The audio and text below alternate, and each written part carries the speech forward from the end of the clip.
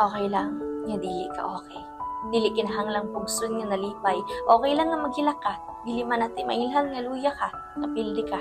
Usahay ang luha mao ang pinakamaayong paagi aron magawas ang mga bagahe nga dugay nang sa dughan na pirmi. Okay lang nga murag walay gana, nga bisag pakanuan kag paboritong sudan di gihapon ganahan. Kaya ang tinuod nga kagutom dili lang man sa tiyan, kundi sa kalag nga nangitag mo atiman. Okay lang nga mapulaan ka, nga murag wala na itumong ang tanan, okay lang mo singgit o bisan mo hunghong bisan aha. Antud wala na tingog nga madunggan.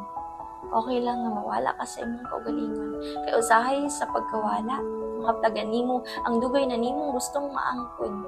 Okay lang nga dili ka okay. Kay dili man pirmi masulbad ang tanan sa usa ka gabi. Dili man masulbad ang tanan sa isa ka sulti o isa ka ngisi. Huway kung gikapoy. Undang mangganig gunit sa gamit nga bukat ang tawo nga gihaboy kay sa tinuod lang ang tinuod nga kusog dili makita sa pagsuot-suot og maskara. Kundi sa pag-ila ang dili nimo kaya tanan ug kailangan nimo kabawayan. Okay lang nga dili ka okay. Kay kung karon mao ni imong problema, sunod imo na lang ning eksperyensya. Testimonya, kay once upon a time, imo ning gikaya. Maong bisag unsa kang ngit ang karon, maabot ra ang adlaw nga masanaga na pud ang imong dalan. Uhon, maong okay ra nga sa karon di sa ka okay.